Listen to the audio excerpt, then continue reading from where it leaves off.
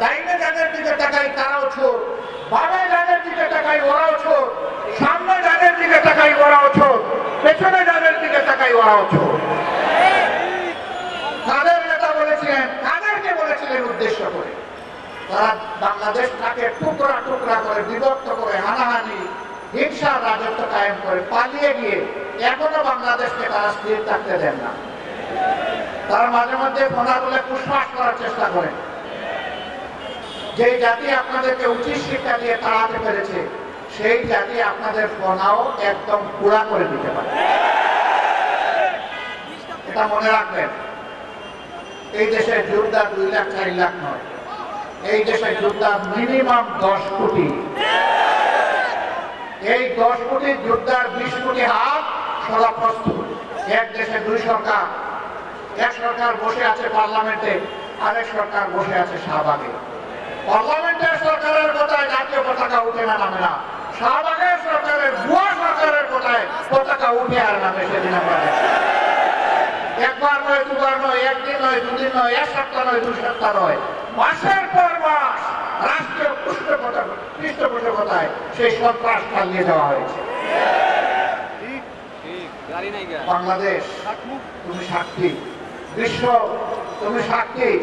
আমরা অন্যায়ের কাছে মাথা নত করিনি, আমরা অন্যায়ের কাছে মাথা নত করবো না ইনশাআল্লাহ। আমরা প্রিয় দেশের স্বাধীনতা, সার্বভৌমত্ব কোন আগ্রাসী, কোন হেজিমনিস্টের কাছে আমরা বিক্রি করবো না, করতে দেবো না।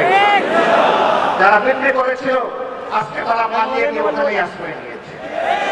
তারা এদেশকে নিজের দেশ মনে করতো না, কারণ এদেশে তাদের বাচ্চা কাচ্চা বসবাস করতো না। তাদের বাচ্চা কাচ্চাকে নীরবে অন্য দেশে পাঠিয়ে দিয়ে দেশকে তারা সন্ত্রাস প্রভাবিত করে ত্রাসের মাধ্যমে এই দেশকে তারা শোষণ করেছিল। তারা মূলত প্রতিশোধ নিতে এসেছিল। আপনারা জানেন কিসের প্রতিশোধ?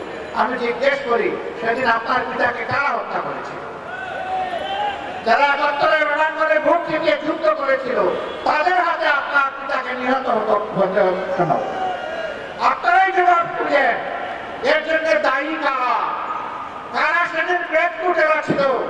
কারা সেদিন নৈব সৃষ্টি বাংলাদেশকে তলাবিহীন জুড়িতে পরিণত করেছিল?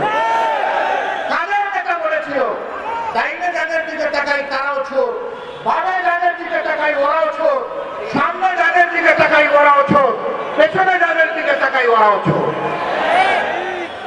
কাদের নেতা বলেছিলেন, কাদেরকে বলেছিলেন উদ্দেশ্য করে? সেই জবাব আজকে তাদেরকে বুঝতে হবে। তাদের প্রতিশোধ জনগণের উপর নয়, প্রতিশোধ নেন আপনাদের অপকর্ম সংগঠনকারীদের উপর।